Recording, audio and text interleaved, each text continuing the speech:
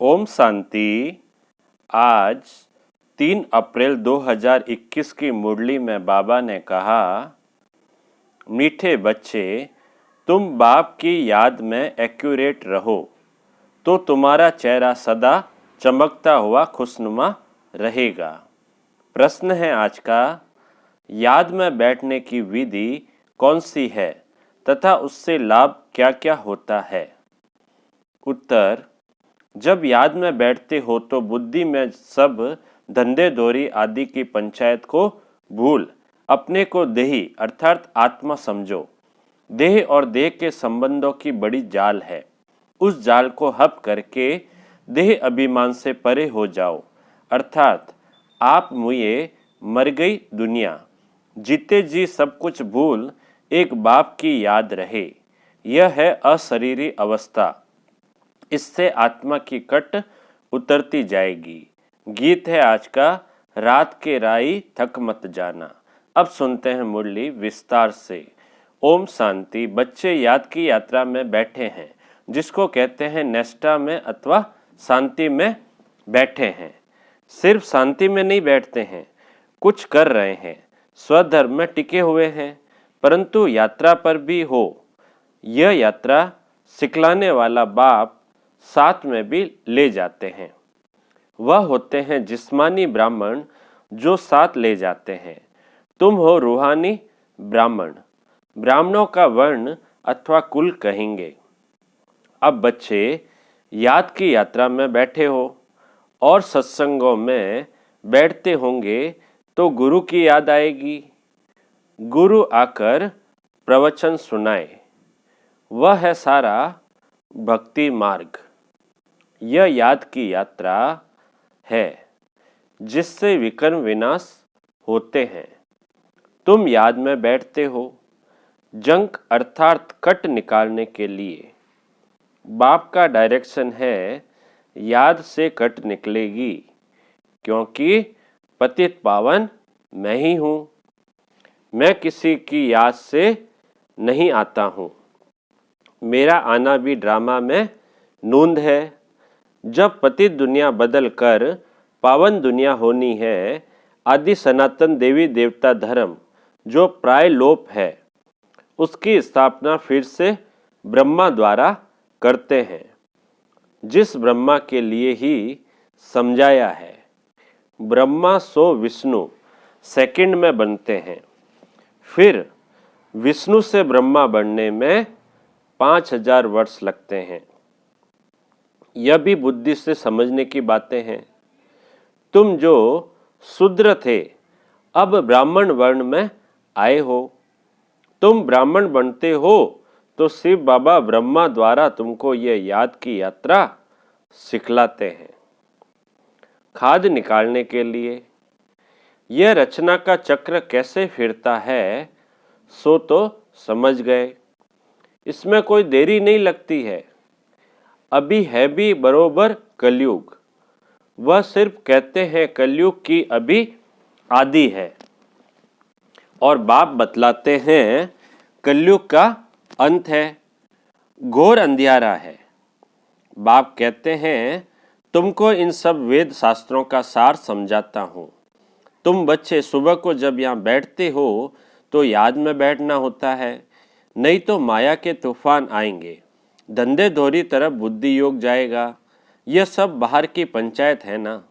जैसे मकड़ी का कितने जाल निकालती है, सारा हब भी कर लेती है। देह का कितना प्रपंच है, काका चाचा मामा गुरु गोसाई कितनी जाल दिखाई पड़ती है, वह सारी हब करनी है देह सहित। अकेला देही बनना है।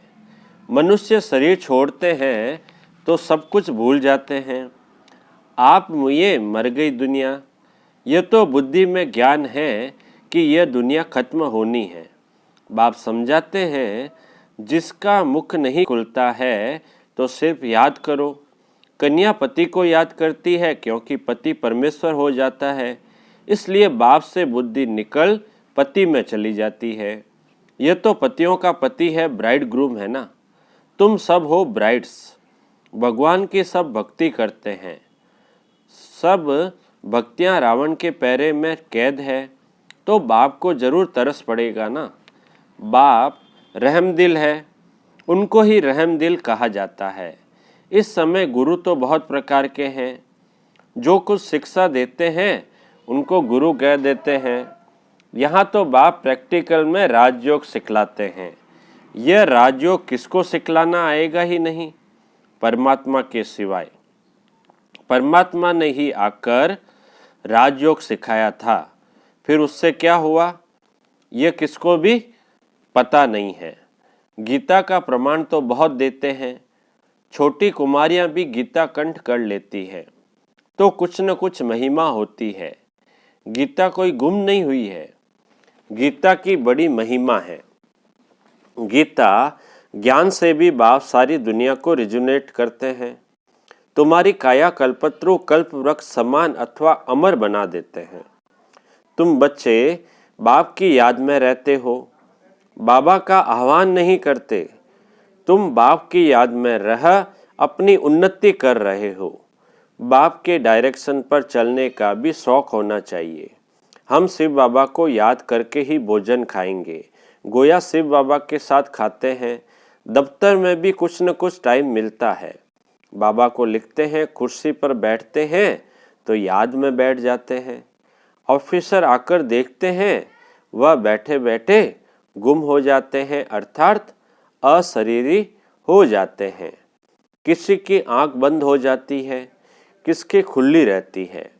कोई ऐसा बैठा होगा, कुछ भी जैसे देखेगा नहीं, जैसे गुम रहते हैं। ऐसे ऐसे होता है।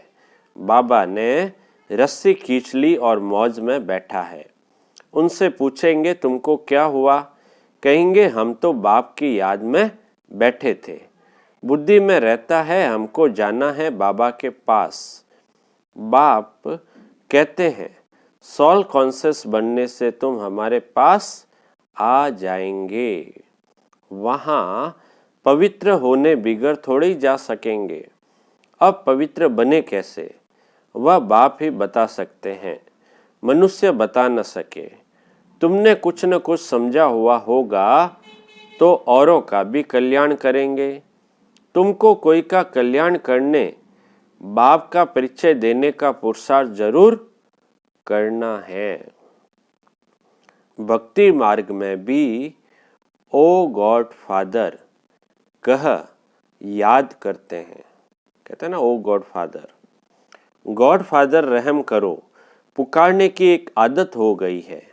बाप तुम बच्चों को अपने समान कल्याणकारी बनाते हैं। माया ने सबको कितना बेसमझ बना दिया है। लौकिक बाप भी बच्चों की चलन ठीक नहीं देखते हैं तो कहते हैं कि तुम तो बेसमझ हो, 1 वर्ष में बाप की सारी मिल्कियत उड़ा देंगे। तो बेहद का बाप भी कहते हैं तुमको क्या बनाया था, अभी अपनी चलन तो देखो। अब तुम बच्चे समझते हो कैसा वंडरफुल खेल है। भारत का कितना डाउनफॉल हो जाता है, भारत का कितना डाउनफॉल हो जाता है। डाउनफॉल ऑफ भारतवासी। वह अपने को ऐसे समझते नहीं कि हम गिरे हैं, हम कलयुगी तमोप्रधान बने हैं। भारत स्वर्ग था, अर्थात मनुष्य स्वर्गवासी थे, वही मनुष्य अब नर्कवासी है। यह ज्ञान कोई में है नहीं, यह बाबा भी नहीं जानता था। अभी बुद्धि में चमत्कार आया है। 84 जन्म लेते लेते सीढ़ी तो जरूर उतरनी पड़ेगी, ऊपर चढ़ने की जगह भी नहीं है, ऊपर चढ़ने की जगह भी नहीं है। बाबा कहते हैं 84 जन्म लेते लेते सीढ़ी तो जरूर उतरनी पड़ेगी, क्योंकि ऊपर चढ़ने की जगह भी नहीं है, उतरते उतरते पतित बनना है। यह बात कोई की बुद्धि में नहीं है। बाप ने तुम बच्चों को समझाया है, तुम फिर भारतवासियों को समझाते हो कि तुम स्वर्गवासी थे, अब नरकवासी बने हो। 84 जन्म भी तुमने लिए हैं, पुनर्जन्म तो मानते हैं ना, तो जरूर नीचे उतरना है। कितने पुनर्जन्म लिए हैं, वह भी बाप ने समझाया है। इस समय तुम फील करते हो, हम पावन देवी देवता थे, फिर रावण ने पतित बनाया। बाप को आकर पढ़ाना पड़ता है। शूद्र से देवता बनाने के लिए बाप को लिबरेटर, गाइड कहते हैं, परंतु अर्थ नहीं समझते हैं। अभी वह समय जल्दी आएगा जो सबको पता पड़ेगा। देखो क्या से क्या बन गए हैं, देखो क्या से क्या बन गए हैं, ड्रामा कैसे बना हुआ है। किसको स्वप्न में भी नहीं था कि हम लक्ष्मी नारायण जैसा बन सकते हैं। बाप कितना स्मृति में ले आते हैं। अब बाप से वर्षा लेना है तो श्रीमत पर चलना है, याद की यात्रा की प्रैक्टिस करनी है। तुमको मालूम है कि पादरी लोग पैदल करने जाते हैं, कितना साइलेंस में ऐसे चलते हैं। वह क्राइस्ट की याद में रहते हैं, उन्हों का क्राइस्ट के साथ लव है। तुम रूहानी पंडों की प्रीत बुद्धि है, परम प्रिय परम पिता परमात्मा के साथ। बच्चे जानते हैं, नंबरवार पुरुषार्थ अनुसार कल्प पहले मुआफिक राजधानी जरूर स्थापन होगी। जितना पुरुषार्थ कर श्रीमत पर चलेंगे, बाप तो बहुत अच्छी रीति, फिर भी ग्रहचारी ऐसी बैठ जाती है जो श्रीमत पर चलते ही नहीं। बाप तो अच्छी मत देते हैं, लेकिन ग्रहचारी ऐसी चढ़ जाती जो श्रीमत पर चलते ही नहीं। तुम जानते हो श्रीमत पर चलने पर ही विजय है, निश्चय में ही विजय है। बाप कहते हैं तुम मेरी मत पर चलो। क्यों समझते हो कि ये ब्रह्मा मत देते हैं? हमेशा समझो शिव बाबा राय देते हैं, वह तो सर्विस की ही मत देंगे। कोई कहेंगे बाबा ये व्यापार धंधा करूं, बाबा को इन बातों के लिए मत नहीं देंगे। बाप कहते हैं मैं आया हूं पति से पावन बनाने की युक्ति बताने, न कि इन बातों के लिए।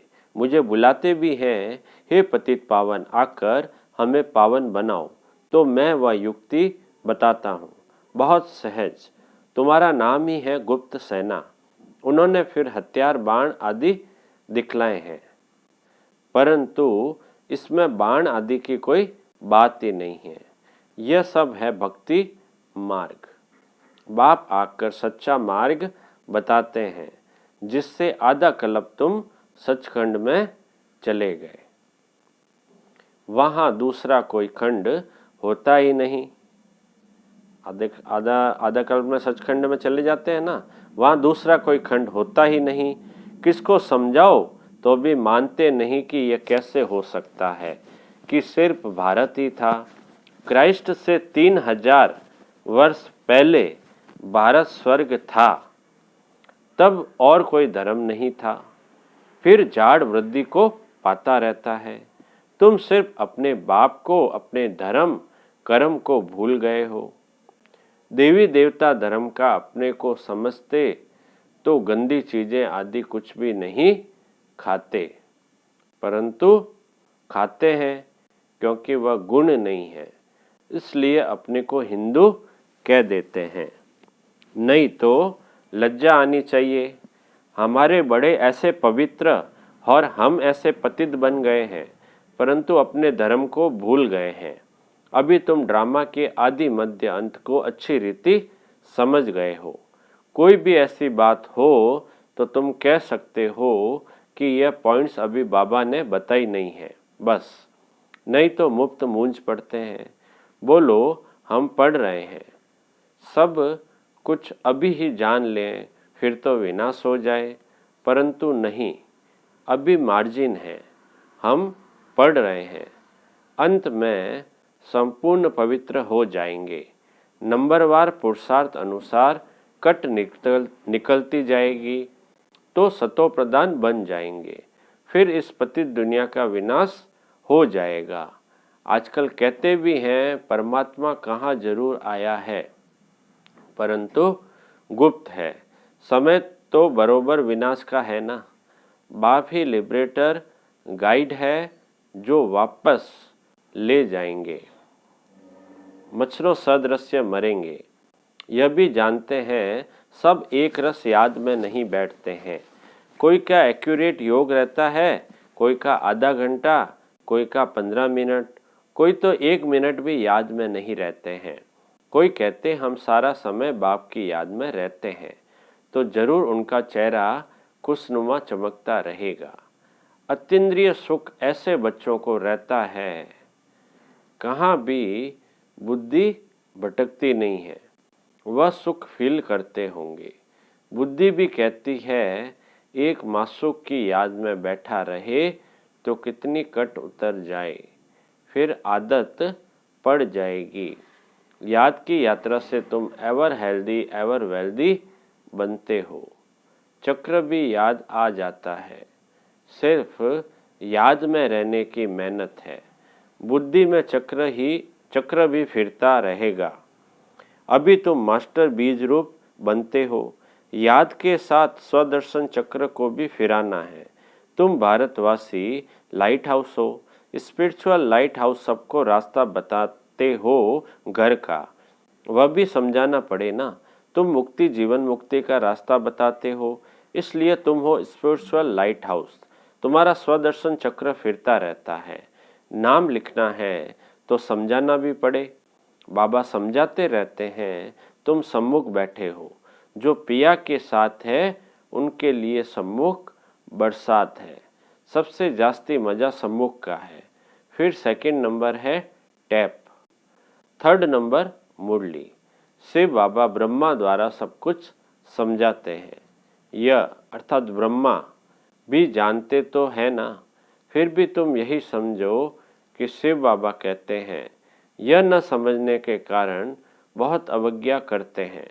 शिव बाबा जो कहते हैं वह कल्याणकारी ही है। भल अकल्याण हो जाए वह भी कल्याण के रूप में बदल जाएगा। अच्छा बाप दादा बोले, मीठे मीठे सिके लदे बच्चों प्रति मात पिता बाप दादा का याद प्यार और गुड मॉर्निंग। रूहानी बाप की रूहानी बच्चों को नमस्ते। हम रूहानी बच्चों की रूहानी बाप दादा को याद प्यार, गुड मॉर्निंग और नमस्ते नमस्ते नमस्ते। सदा रहेंगे हंसते हंसते, बन जाएंगे फरिश्ते। वाह बाबा वाह, वाह मेरा भाग्य। अब पूरी मुरली में से धारणा के लिए मुख्य सार में पहला पॉइंट, बाप के हर डायरेक्शन पर चलकर अपनी उन्नति करनी है। एक बाप से सच्ची सच्ची प्रीत रखनी है। याद में ही भोजन बनाना और खाना है। दूसरा पॉइंट है धारणा का, स्पिरिचुअल लाइट हाउस बन सबको मुक्ति जीवन मुक्ति का रास्ता बताना है। बाप समान कल्याणकारी जरूर बनना है। मीठे बाबा का मीठा वरदान, एक बाप में सारे संसार का अनुभव करने वाले बेहद के वैरागी भव। एक बाप में सारे संसार का अनुभव करने वाले बेहद के वैरागी भव।